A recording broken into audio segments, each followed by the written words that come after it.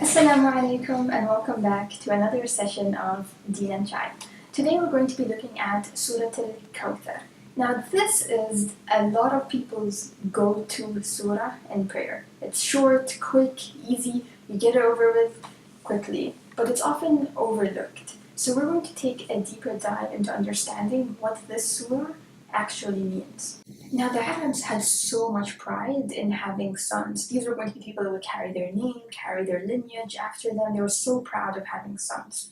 When the Prophet ﷺ lost his son Abdullah, the Quraysh literally jumped for joy when this happened. They went out shouting and screaming happily and rejoicing that he lost his son because now he wouldn't have someone to carry his lineage after him. And this even included his own uncle Abu Lahab, who we talked about over here. He went out shouting, Batara Muhammad, Batara Muhammad, which means Muhammad's lineage was severed or cut. Muhammad's lineage was cut. As if they were happily rejoicing out in the streets. Now imagine the pain of losing a child. And then on top of that, having to deal with everyone around you laughing and happy that you lost this child. So the Prophet ﷺ was really hurt. And then Allah revealed this surah to console the Prophet ﷺ. So let's take a look at the first ayah. بسم الله الرحمن الرحيم إنا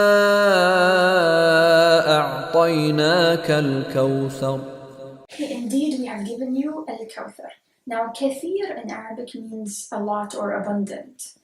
Al-Kawthar means abundance, good. Now, the most widespread interpretation is that Kawthar is actually the name of a river in Jannah or a pool on the Day of Judgment. Others interpret it as meaning all the abundant good that was bestowed on the Prophet ﷺ. So that includes the message of Islam, the Quran, everything good, including this river or pool in Jannah.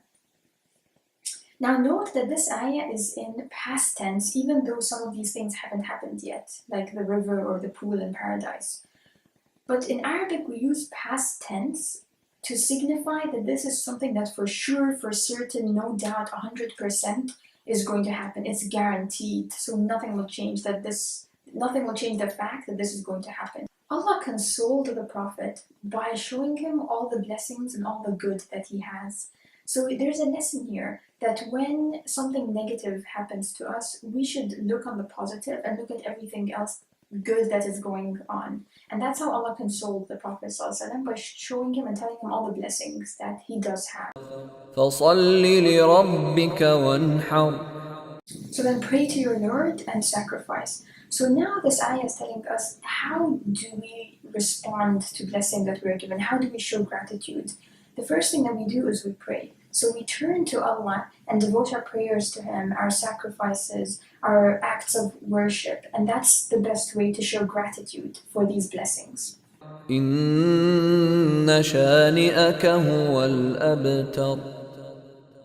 Okay, and the last ayah, indeed the one who opposes you, he will be Al-Abtar. Now, Al-Abtar is in a superlative form.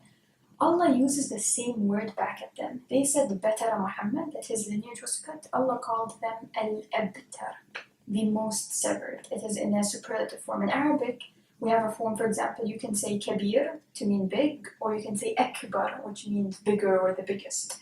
So this is the form used here. Al-Abtar means the most severed. So now, Allah's consoling the Prophet and letting him know that it is not you who will be severed, they will be the most severed. Severed from what? Their legacy won't be carried forward, and they'll be severed from any kind of good moving forward. So they were so happy because they thought the Prophet ﷺ's name wasn't going to be carried forward and his message would die. There would be nobody to carry it after him.